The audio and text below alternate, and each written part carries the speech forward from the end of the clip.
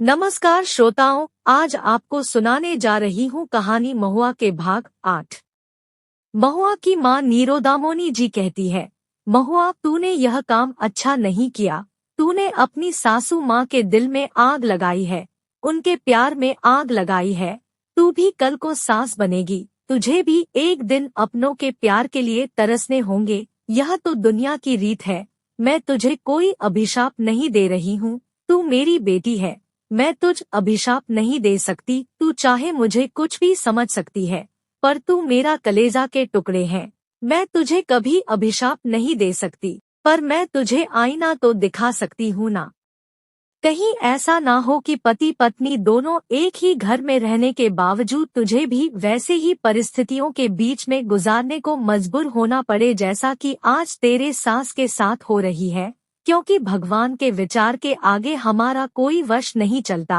वहाँ के दरबार में वकील नहीं रहते और किसी को जमानत भी नहीं मिलते, मगर हमें दिखाई नहीं देते। दिखाई तो बहुत देते हैं, मगर हम लोग समझने की प्रयत्न नहीं करते। मैं तो कहती हूँ कि तेरा जो विश्वम्भर जी ससुरा है, उसे भी अंतिम समय में बहुत तकलीफ उठाना पड़ेगा। ऊपर बैठे चित्रगुप्त जी सभी के हिसाब किताब रखते हैं, उनके नजरों से कोई बच नहीं सकते। देखना, जिस तरह से उर्मिला जी को सजा दी है, उस तरह तुम लोगों को भी सजा भुगतने होंगे, और वह भी ज्यादा दूर नहीं है। महुआ भारी मुश्किल में पड़ गई है। जहाँ पर भी जाती है, उसे लोग तरह तरह की बातें सुनाते हैं। विशेषकर उसके माँ हो या मामा मामी जी हो। मामा जी का बेटा मणिकांत और मीनाक्षी भाभी के साथ साथ उनके खुद के भैया भाभी भी उसे कम नहीं कहते। जहाँ पर भी जाती है, वहाँ पर केवल उसकी ही चर्चा होती रहती है। लोग महुआ के मुंह पर कहने लगे, कल को तू भी सास बनेगी, ज्यादा देरी नहीं है, ज्यादा से ज्यादा 2-4 वर्ष, उसके बाद तेरे ही घर में बहू आएगी और तू सास बन जाएगी। महुआ, तू सास बन जाएगी। ऐसा ना हो कि तेरी बहू तुझे इतना तंग करे कि तुझे खुदकुशी करना पड़े। महुआ के माँ नीरोदामोनी कहती है, अभी कुछ दिन पहले की ही तो बात है। अस्पताल में एक पेशेंट आई थी जो अपने बहू से तंग आकर तेजाब पीकर खुदकुशी कर ली और अस्पताल तक पहुँचते पहुँचते मर गई। अब तो पूरे जीवन भर बहू को जेल में ही सड़ने होंगे। तेरी तो किस्मत अच्छी रही कि तेरी सास खुदकुशी नहीं की, नहीं तो तुझे भी जेल की हवा खाने पड़ते। महुआ आजकल बहुत परेशान सी रहती है। एक तरफ जहाँ डॉक्टर उसे पागलों की दवाई दी है, वहीं वह सचमुच पागलों की भांति दिन रात चिल्लाती रहती है, पागलों की भांति हंसती है और हंसती ही रहती है, और बार बार दर्पण के सामने जाकर अपने आप को निहारती रहती है और परखने की कोशिश करती है, क्या सचमुच लोग जो कहते हैं वह सही है? क्या सचमुच मैं पागल हो गई हूँ? बेटा राहुल भी आजकल कहने लगा, माँ तुम तो पागल हो गई हो, नहीं तो डॉक्टर तुम्हें पागलों की दवाई क्यों देंगे? पति उमाशंकर भी आजकल एक ही बात कहता है, अरे महुआ, तुम तो हमेशा पागलों की भांति करती रहती हो। अब तक तो तुम्हारे घर में बहू नहीं आई, तब भी तुम पागलों की भांति करते हो। तुम्हें जहाँ पर भी जो भी कुछ मिलते हैं, उसे छुपाती हो जैसा कोई पागल करते हैं। हमारे घर में अब तो कोई नहीं है। यहाँ पर कौन है कि कोई तुम्हारे कुछ लेकर जाएगा? हर एक चीजों को तुम बक्से में या अलमारी में बंद करके रखती हो, मानो तुम्हें डर है कि कोई चुरा कर ले जाएगा। घर में एक तुम ही तो हो, तुमसे कौन क्या चुरा कर ले जाएगा? गांव वाले तो कोई नहीं आते, रिश्तेदार लोग भी कोई नहीं आते, एक केवल तुम्हारे माता पिता और तुम्हारे भैया भाभी के अलावा। फिर भी तुम एक एक चीजों को छुपा कर रखती हो और हमारे घर को कूड़े कट्टे से भर कर रखती हो। यह सब पागलपन की ही तो निशानी है। सभी लोगों की इस तरह की बातें महुआ को बहुत परेशान करती रहती है। सबसे बड़ी परेशानी की बात तो है कि महुआ, अब तो तू भी सास बनने वाली है। तुम दोनों पति पत्नी भी अलग रहोगे।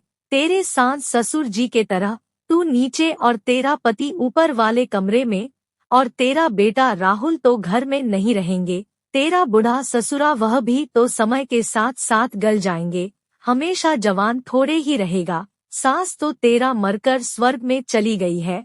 अच्छा हुआ कि मर गई है, परंतु जब तक जिंदा रहा तूने उनके दिलों को खूब जलाया, कल को तुझे भी उनकी तरह ही जलने होंगे। तेरी सासू माँ की तरह तू भी जल जलकर अंगार बनती जाएगी। तूने अपने से सासू माँ को पति से जुदा की है, तुझे भी अपनों से जुदा रहने होंगे। तूने अपने आप में बहुत बड़ी गड्ढे खोदी है, कल को वही गड्ढे तुझे बार बार इशारों से बुलाएगी और तेरा भी टांगे उसी गड्ढे में गिरकर टूट जाएगी और तू भी बिस्तर पर पड़े पड़े सड़ गल कर मरेगी। ऐसा हमने बहुत से लोगों को देखे हैं, तेरे साथ भी वैसा ही होगी। कभी कभी महुआ अपने बीते दोनों की याद करती है तो उसे अपने माँ की कहे बातें याद आती है। पिता दीनोनाथ जी अपने खर्च को बचाने हेतु अपनी बेटी महुआ को उकसा दिया ताकि वह बगैर शादी को ही होने वाले ससुराल में अर्थात उमाशंकर के घर में चली जाए। अगर महुआ उमाशंकर के घर में चली गई तो ठीक है, उसकी शादी उमाशंकर से हो जाएगी, नहीं तो यह कभी परिमल के साथ महुआ के शादी को मंजूरी नहीं देंगे, क्योंकि परिमल एक तो अपने जात बिरादरी के नहीं है, दूसरी ओर वह बेरोजगार तथा आवारा किस्म का लड़का है जिनके जीवन तथा भविष्य के रास्ते में कांटे ही भरी है। अगर परिमल के साथ महुआ भाग गई तो दीनानाथ जी अपने बेटी को त्याग देंगे। एक समस्या और है कि अगर घर पर महुआ की शादी करवाएंगे तो परिमल अपने साथियों को लेकर हंगामा खड़ा कर सकता है। अगर एक बार उसकी शादी उमाशंकर के साथ हो गई तो परिमल कुछ भी बिगाड़ नहीं पाएगा। महुआ और परिमल में काफी लंबे समय से प्यार मोहब्बत चल रही है, जो पिता दीनोनाथ जी को गवारा नहीं है। आता यह अपने बेटी को लेकर शहर में चले गए ताकि परिमल के साथ महुआ के मेल मिलाप को रोका जाए। जमाना ऐसा था कि फोन की सुविधा नहीं थी, ऐसे में दोनों के बीच मेल मिलाप बंद हो जाती है और अखबार में विज्ञापन के जरिए बेटी महुआ की शादी करवाने हेतु वर खोजने लगते हैं। और बीते समय के साथ साथ विशंभर जी को महुआ बहुत पसंद आ गई और बेटा उमाशंकर के साथ शादी करवाने को राजी हो गए। मगर सबसे मुश्किल बात दीनोनाथ जी के लिए है कि अगर अपने गांव में महुआ की शादी के आयोजन करते हैं तो परिमल कोई मुश्किल खड़ा कर सकता है।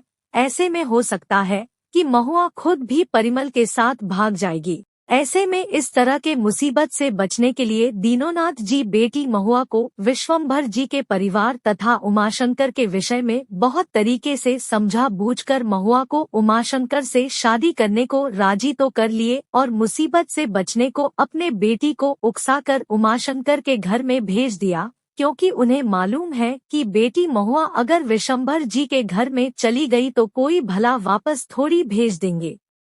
विशंभर जी रोज अपने ड्यूटी के लिए घर से लगभग 100 किलोमीटर की दूरी में चले जाते हैं। रोज सुबह को घर से निकलते हैं और रात को लगभग 10 बजे घर में वापस आते हैं।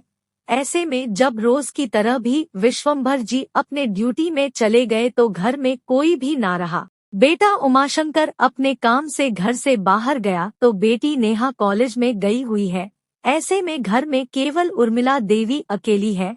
लगभग दोपहर के समय गांव के कुछ बच्चे आकर कहने लगे, ताई जी देखो आपके घर में कौन आई है।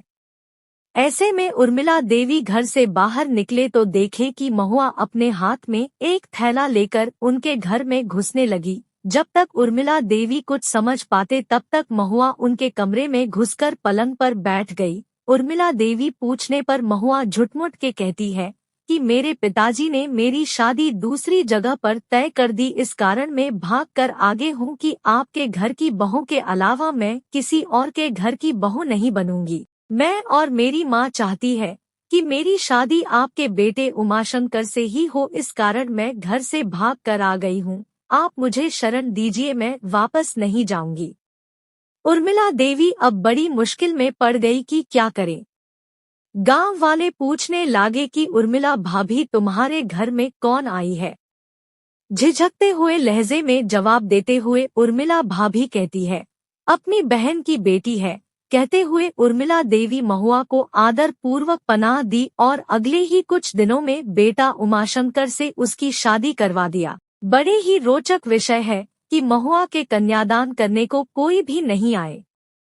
विश्वंभर जी जब पंडित जी को बुलाकर उमाशंकर के साथ महुआ की शादी के बंदोबस्त किया तो किसी और को खबर किए बगैर चोरी छुपे बेटा उमाशंकर के साथ महुआ की शादी करवा दिया। बड़े ही रोचक विषय है कि महुआ के कन्यादान करने को कोई भी नहीं आए, क्योंकि विश्वंभर जी किसी को भी खबर किए बगैर पंडित जी को बुलाकर उमाशंकर के साथ महुआ के शादी करवा दिया। समाप्त। कहानी के अगले भाग के लिए हमारे साथ बने रहिए। धन्यवाद।